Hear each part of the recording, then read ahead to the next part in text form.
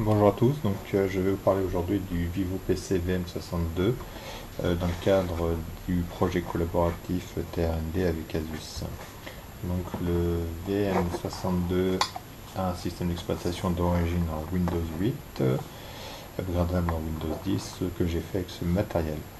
D'un point de vue processeur, un Intel Core i5 4210U à l'intérieur, très bon processeur, très bonne vitesse d'écriture, de calcul, etc. Donc très bonne configuration avec en mémoire donc dual channel DDR3 à 1600 MHz correspondant à peu près à 4 Go il me semble de mémoire. Dedans un disque dur 3 pouces et demi de 500 Go avec un upgradable possible à 1 Teraoctet et on peut mettre aussi deux disques durs de 2 pouces et demi. Donc se présente de la manière suivante: un indicateur de disque dur. Sur cette partie là on aura donc une LED qui éclaire en blanc pour permettre de voir que le matériel est allumé. Sur la face avant et en latéral droite et gauche, aucune sortie, ce qui est peut-être dommage. Tout se trouve à l'arrière en fin de compte du boîtier. Donc le bouton on off, le bouton d'alimentation, donc la prise jack pour mettre le courant, les lecteurs de cartes MMC, SD, SDHC, SDXC, un bouton de déverrouillage qu'on verra par la suite, 4 ports USB 2, une sortie HDMI, une sortie display, un port Ethernet, 2 ports USB, une sortie audio numérique et une entrée audio donc pour un micro et une sortie audio pour soit des écouteurs, soit un système audio externe. C'est livré avec une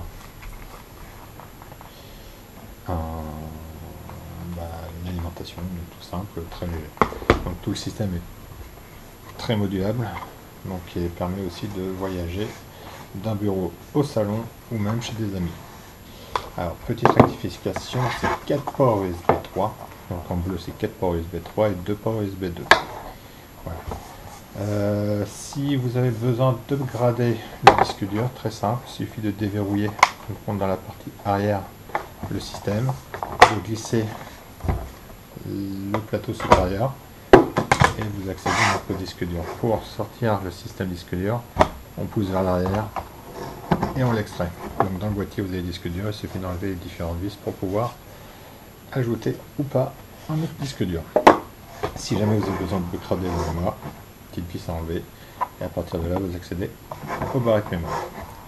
La remise en place est très rapide et très simple. Vous le repositionnez à l'intérieur, vous poussez vers l'avant et vous remettez le plateau supérieur, vous verrouillez et vous le sécurisez. Voilà.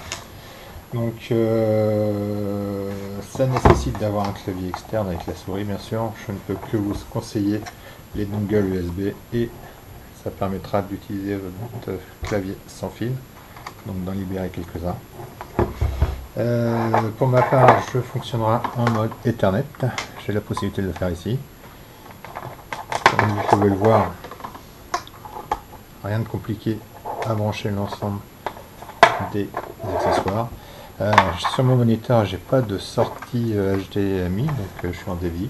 J'utilise un petit boîtier, un Dual Display Link, très simple qui fonctionne par l'USB. Donc je le mets sur une sortie disponible. Enfin, il ne me reste plus qu'à brancher l'alimentation et voilà, le matériel est prêt à l'emploi. A tout de suite. Donc de retour, pour allumer il suffit simplement d'appuyer sur le petit bouton. Une petite LED blanche apparaît permettant de voir qu'il est sous tension. Le moniteur est bien allumé. Donc clavier Logitech, souris Logitech. Là.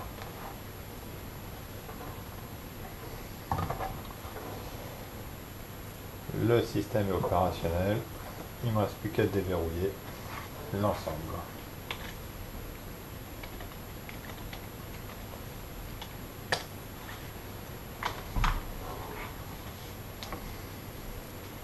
Donc j'ai upgradé le PC en Windows 10 comme je vous l'ai dit tout à l'heure. Très rapide, vous arrivez directement sur votre page d'accueil et à partir de là, à vous de naviguer. Donc ce que je vous propose c'est d'aller directement sur internet et d'aller chercher quelques vidéos, voir pour entendre le son et les possibilités. Donc là, je suis passé par une sortie externe. Donc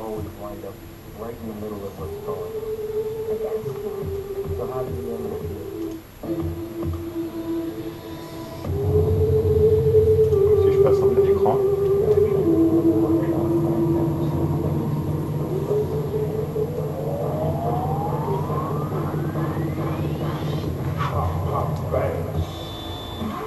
c'est multitâche, bien sûr. Donc hop, il suffit simplement de déplacer la fenêtre et d'en ouvrir un autre juste à côté. Je vais par exemple mettre... qu'est-ce que je peux mettre? Je vais mettre... simplement. Tac, voilà. Donc si j'ai besoin, je peux aussi lancer le système de travail GoPro.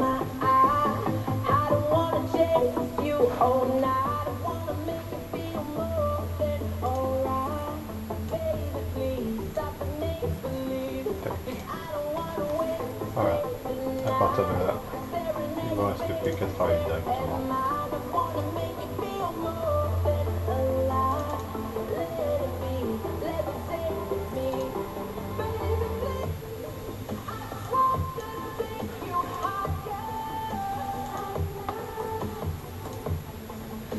Alors si on veut bénéficier du son du système, si j'enlève, il m'avertit que j'ai déconnecté, et du coup si je relance la musique, voilà. Donc là on a un système un peu moins bien au niveau son, mais ce qui permet, alors je vais baisser le son, lorsque vous transportez le matériel, de pouvoir faire bénéficier aux gens autour de vous le son. Ça peut être utile hein, si vous allez chez des amis, vous avez besoin de présenter une vidéo de vacances, s'il n'y a pas le système audio à proximité. Moi je l'ai utilisé aussi au travail pour notre collègue, j'ai pas de vidéo, je ne peux pas faire de vidéo. Donc on l'a utilisé en salle de réunion, directement branché à un barco, j'ai pu faire une présentation du système et de ses possibilités. Donc c'est quelque chose de très facile à déplacer de par sa faible taille. Que dire, c'est un système vidéo, hein, donc si vous avez vos DVD stockés quelque part ou transformés sur votre disque dur à domicile, vous avez possibilité de les visionner directement sur le système, c'est très rapide. Son, vidéo, montage, moi je l'utilise alors à titre personnel pour du montage photo et vidéo, donc vidéo à partir de GoPro. Après sur les photos, donc là c'est du montage photo aussi, j'ai l'occasion de faire, et au niveau travail c'est purement bureautique. Voilà, c'est un système très simple, très modulable, il n'y a rien de compliqué, c'est léger. Au niveau taille c'est 19 cm sur 19 cm sur 5,2 il me semble. Ça ne fait pas de bruit, c'est très silencieux, ça c'est super, ça change des tours traditionnels avec le gros ventilo. C'est modulable au niveau disque dur et au niveau mémoire, on l'a vu tout à l'heure. Ça se monte très bien et très rapidement, ça se déplace, que du bon avec ce système. Plus besoin de fil, tout se fait soit sans fil avec les ports USB, il y en a quand même 6 en tout. Il y a du USB 3 dessus, donc encore mieux. Donc voilà. Le seul truc que j'aurais bien aimé, c'est d'avoir sur l'avant ou sur les côtés donc des ports USB pour éviter d'aller chercher derrière. Pour la carte mémoire, donc les systèmes de carte mémoire, pareil, il faut aller derrière, donc là ça va, c'est posé sur le bureau. Facile, mais si je le mets dans un coin, je crois que je ne le départagerai pas. Mais ce que j'appréciais, c'est le fait de pouvoir le prendre, le ramener et de montrer aux collègues ce que ça valait. Dès que vous branchez en fin de compte un écouteur ou des haut-parleurs, on vous demande ce que c'est et vous validez derrière. Après, il suffit d'augmenter le son et à partir de là,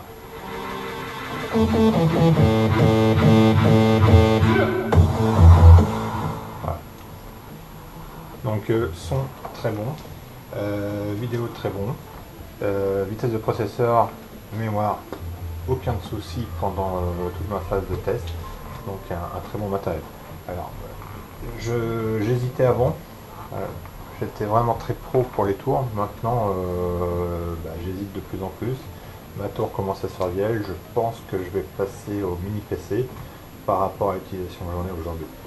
L'autre avantage, c'est que je bascule directement au salon et si j'ai besoin de montrer quelque chose à la famille, je le montre très rapidement. Plus besoin de se mettre autour de l'écran de l'ordinateur. Voilà. Donc du matos, très bon, très rapide, très fiable. Bon, la fiabilité elle est sur 4 semaines, mais je n'ai jamais eu aucun souci avec durant ces 4 semaines, même dans la mise en place de mes différents périphériques, que ce soit imprimante, scanner, GoPro, téléphone, etc. etc. Donc voilà. Se branche bien sûr en HDMI sur la télé, euh, sans aucun problème, toujours en ayant bien sûr à proximité un clavier et une souris. À partir de là, tout marche, hein. Ça marche en Ethernet, ça marche en Wi-Fi, c'est solide, c'est robuste, c'est design, ça va très bien avec le bureau, ça prend la poussière, ça va très bien avec le bureau aussi qui est poussiéreux. Donc autant dire que pour l'instant, moi j'ai rien trouvé de négatif, à part peut-être bien sûr quand on n'a pas de son, de haut-parleur externe, d'utiliser le petit 2 watts du boîtier, c'est un peu moins puissant. Mais ça le fait et ça permet de partager aussi. Voilà, donc très bon matériel, le poids 1,2 kg, j'ai mis le manuel est numérique, donc on peut aller chercher sur internet, ça se configure en moins de 2, l'installation Windows 10 est un peu longue, mais c'est un peu logique aussi, donc dans ces cas-là, préfère une connexion Ethernet que par le Wi-Fi, vous y gagnerez. Et puis, je suis très satisfait de cet essai. Merci TRND de m'avoir sélectionné. J'espère que mes conseils vous permettront de choisir ce matériel ou ce type de matériel. Asus, il n'y en a pas qu'un seul dans la gamme, il y en a plusieurs. Là, on a eu la chance de tester le VM62. Il existe aussi d'autres types de matériel. Je suis en train de chercher justement, parce que je ne les ai pas tous en tête. Donc il y a le VM62, mais il y a aussi, il me semble de mémoire, le VM42 aussi. Après c'est... Alors je vais vous dire, il y a le VM60, le VM40B, le VC60, le VM62, le VM62N, le VC62B, etc. Donc là, pour avoir les différentes options possibles, allez directement sur le site Asus. Merci à tous, merci à TRND, merci à Asus et à très bientôt. Au revoir.